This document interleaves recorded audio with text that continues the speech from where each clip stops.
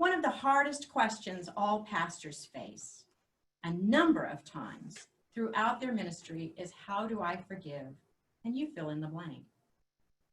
Think of the most horrific crime and we wonder, how can the perpetrator be forgiven? And how can the victim ever think of forgiveness? So if you were to tune in to Netflix and watch The Innocence Files, you would wonder how Levon Brooks, who served 16 years as an innocent man, could be forgiving. You would wonder how Kennedy Brewer, who served 13 years on death row, could be forgiving. Keith Allen Harward, 33 years. 33 years he served. One that is most extraordinary is Thomas Hainsworth, who served 27 years. It was misleading eyewitness accounts that did this. And what's amazing is after he was exonerated, not only did he forgive his accuser, but now the two of them go across the country arguing for DNA testing and against the reliability of eyewitness testimony, because eyewitness testimony is often inaccurate. So I take that little tangent just to give you an example of what I just find so incredible about so many stories of people who have been wrongly convicted and thrown into jail, and frequently just because of the color of their skin.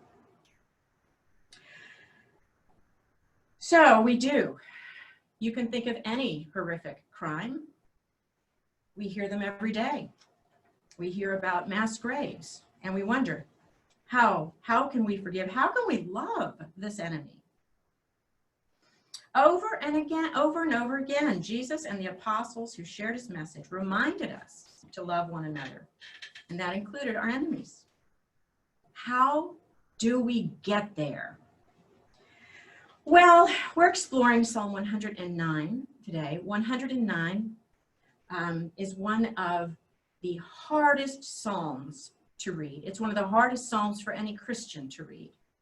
But I'm going to take you through Psalm 109, describing in part what is happening there. And then later on, we're going to try it again as a prayer.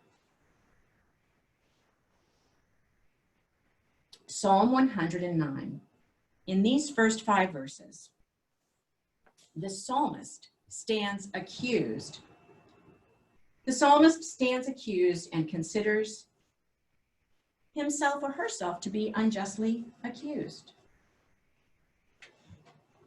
Do not be silent, O God of my praise, for wicked and deceitful mouths are opened against me, speaking against me with lying tongues. They beset me with words of hate and attack me without cause.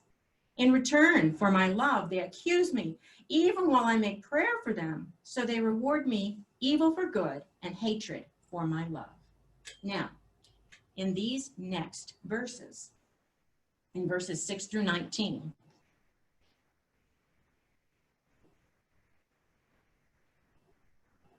we can either have the words of the accusers themselves and what they are saying to the accused, or we might have the psalmist describing what the accused had said to them, or we may even have what the accuser would like to see happen to these who are wrongfully accusing him.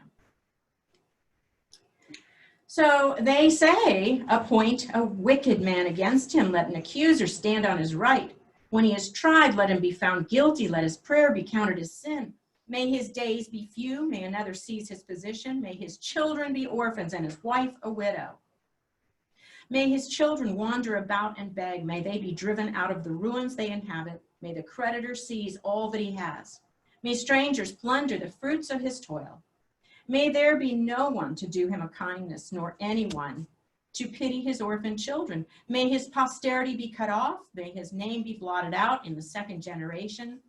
May the iniquity of his father be remembered before the Lord, and do not let the sin of his mother be blotted out.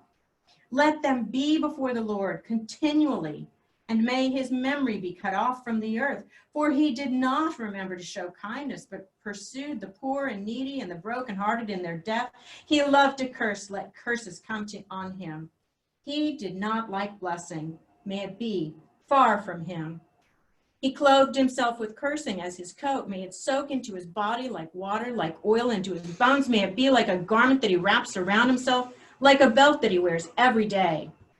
May that be the reward of my accusers from the Lord, of those who speak evil against my life. That last verse, along with this next one, summarizes. But you, O Lord, my God, my Lord, act on my behalf for your name's sake, because your steadfast love is good. Deliver me. And so we have here first the accused standing and describing what it is that is happening, and is praying for God to see them through this. And then we hear the accusations being leveled against them. And then what we have here is we have this incredible sense of, this is the anger. Either I want this on whoever accused me, or this is what they're throwing onto me, but here's what's going on next. God, it's yours. You do with it what you will. For I am poor and needy, and my heart is pierced within me. I am gone like a shadow at evening. I am shaken off like a locust. My knees are weak through fasting. My body has become gaunt. I am an object of scorn to my accusers. When they see me, they shake their heads. Help me, O Lord my God. Save me according to your steadfast love. Let them know that this is your hand. You, O Lord, have done it.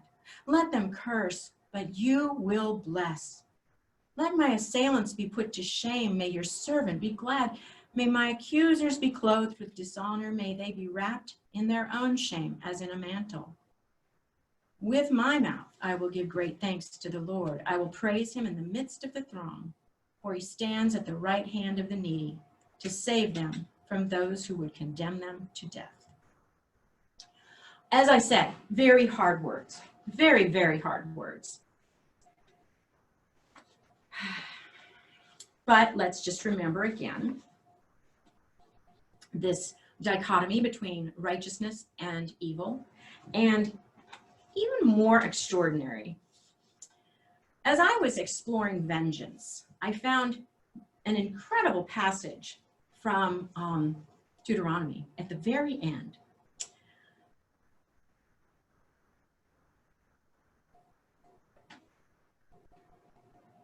At the very end of Deuteronomy, very similar words appear to be happening.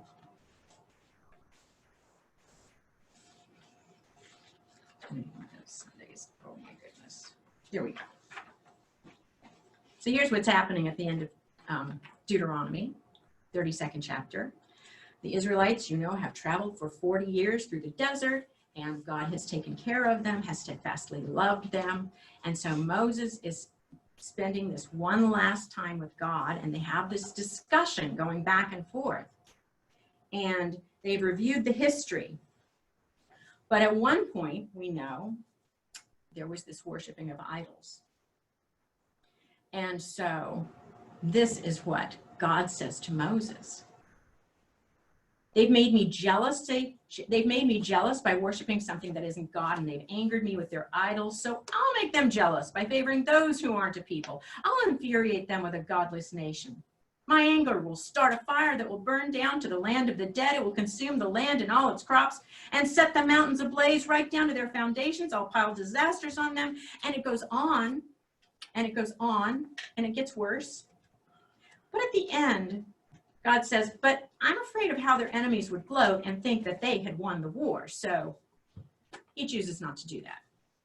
Well, Moses reminds God that this is a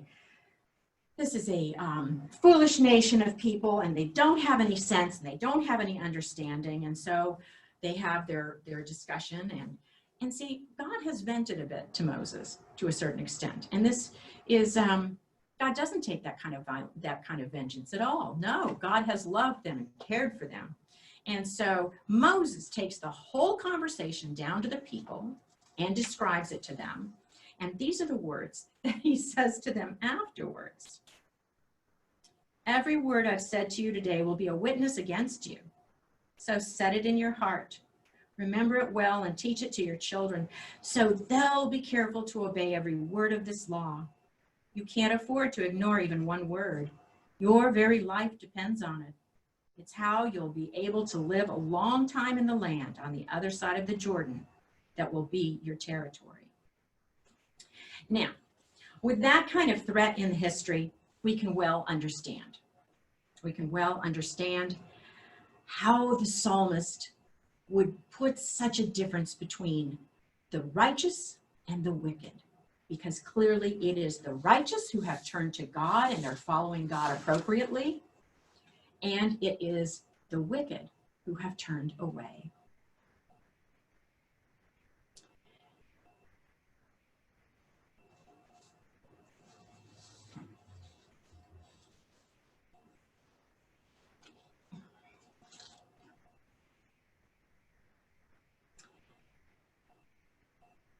Psalm 109 is, as I said, one of the hardest psalms. And various psalm commentaries, various people who try to help us pray the psalms have offered a variety of ways to pray these very difficult psalms, besides just tossing them out the window and saying they're so unchristian we can't say them, and rather than us becoming so morally superior that we don't have to pray that psalm anymore. No,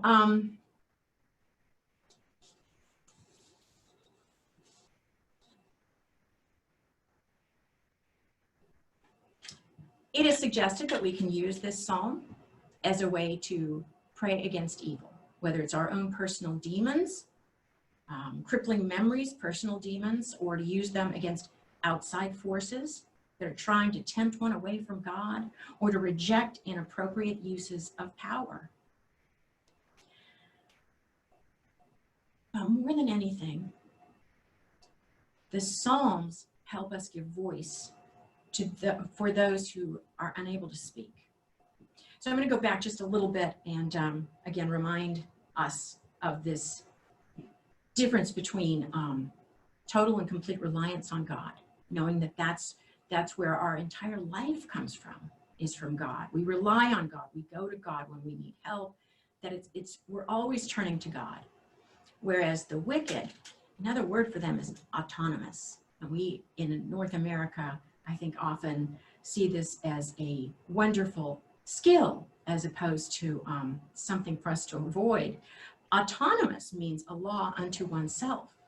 And so one who is self-directed, self-centered, one who directs their own lives, the autonomous is the one who has no need for God, who has turned to their own rules, their own opinions, and they've turned away from God. And this description also helps us to understand that those who have been in charge of themselves and then have victimized others, to be in charge of them, who force them to do their bidding and work and, well, to enslave them, those also would be the wicked and the worst of wicked. And we know that historically, this has been just a part of our country. This has been a part of our history. And it's hard, I think, for us to look back at our history and realize that this is a part of our history. But there are so many victims in our past. And so we can pray this psalm, not as victims ourselves, but instead as a daring protest, an expression that has waited too long to be spoken, when anger and suppressed feelings and victimization threaten to burst out in violent behavior. Now, early on in the protest that followed George Floyd's death, which was only one in a long string of deaths at the hands of police officers or vigilantes, I read an opinion piece that has struck me and stayed with me throughout these last couple months. It's by Charles Blow, who is a New York Times columnist. And he wrote that despair has an incredible power to initiate destruction. It is exceedingly dangerous to assume that oppression and pain can be inflicted without consequence, to believe that the victim will silently absorb the injury and the wound will fade. It is an anger over feeling powerless, stalked and hunted, degraded and dehumanized. And this is an anger that the scenes, when you see these stories and these deaths repeated over and over, it is exhausting and wrung out. There's an anger over feeling that people in power on every level, individual officers as well as local, state, and federal government, are utterly unresponsive to people's calls for fundamental change and equal justice. When people feel helpless, like there is nothing left to lose, like their lives already hang in the balance, a wild, swirling, undirected rage is a logical result. You destroy people's prospects, they'll destroy your property. And by the same token, you destroy the feeling of humanity someone has. What else do they have to lose? So this is where I invite you for us now to sing, to go through Psalm 109 again as a prayer.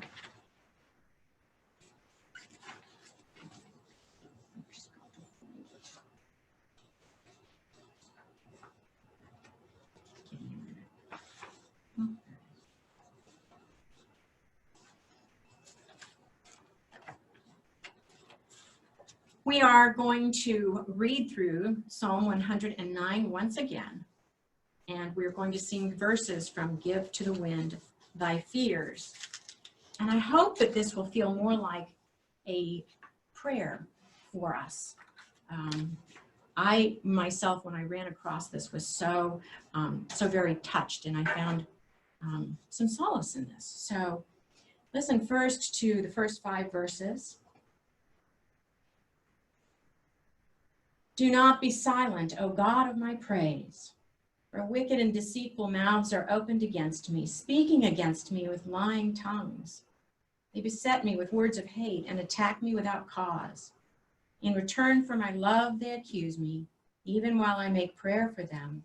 So they reward me, evil for good and hatred for my love.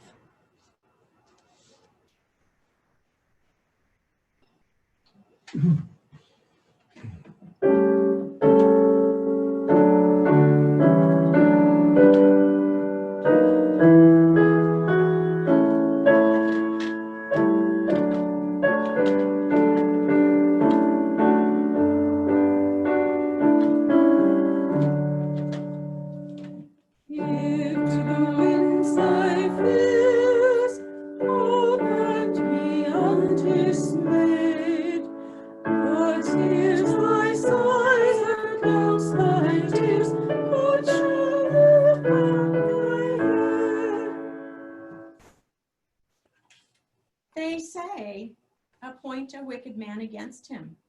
Let an accuser stand on his right, and when he is tried, let him be found guilty. Let his prayer be counted as sin. May his days be few. May another seize his position. May his children be orphans and his wife a widow. May his children wander about and beg. May they be driven out of the ruins they inhabit. May the creditor seize all that he has. May strangers plunder the fruits of his toil. May there be no one to do him a kindness, nor anyone to pity his orphan children. May his posterity be cut off. May his name be blotted out in the 2nd generation. May the iniquity of his father be remembered before the Lord, and do not let the sin of his mother be blotted out. Let them be before the Lord continually, and may his memory be cut off from the earth. For he did not remember to show kindness, but pursued the poor and needy and the brokenhearted to their death. He loved to curse. Let curses come on him. He did not like blessing. May it be far from him. He clothed himself with cursing as his coat. May it soak into his body like water, like oil into his bones. May it be like a garment that he wraps around himself, like a belt that he wears every day. May that be the reward of my accusers from the Lord, of those who speak evil against my life. Waves and clouds and storms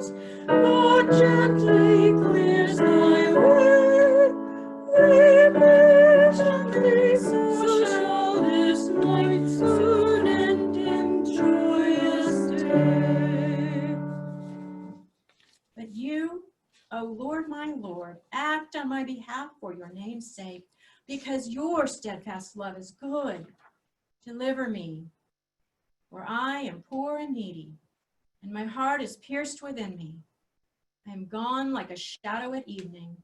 I am shaken off like a locust. My knees are weak through fasting. My body has become gaunt. I am an object of scorn to my accusers. When they see me, they shake their heads. Help, O Lord, my God. Save me according to your steadfast love.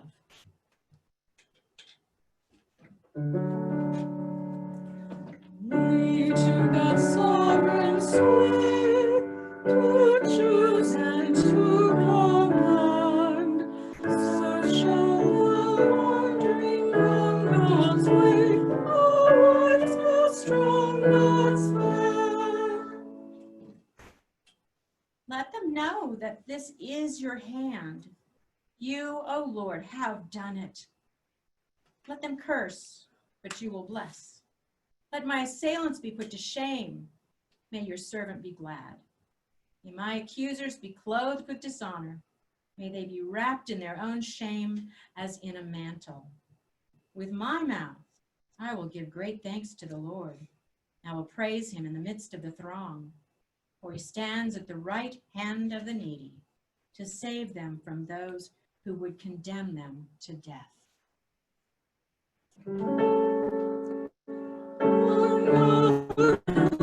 Lord, reload, and the sea shall never hold. Fix on God's word, thy steadfast art, so shall thy work be done. We all know that suppressed feelings, unexpressed anger and resentment bursts out. It pours out. And for so long, a whole people have been unable to express their anger, or they have felt unheard. And that is what we have seen pouring out into the streets.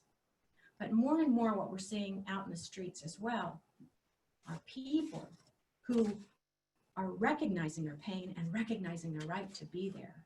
And so we are seeing walls of those who have more privilege standing before those who are more at risk. It has been an incredible last few months to watch all of this. And one wonders, so what you going to do about it? I think more than anything, for myself and for those of my skin color, I hope that we will continue to listen to these voices, to understand the pain and the reduction of humanity they've experienced. When we are able to recognize the victimization and the historical pain that generations and generations of people of color have carried in their blood and in their muscles and in their nerves. These are their words. They have every right to these words. But having spoken them, having gotten those feelings out, I pray that all of us together can be able to go directly to God, to hand the situation off to God. We have seen a man who exemplified this very behavior.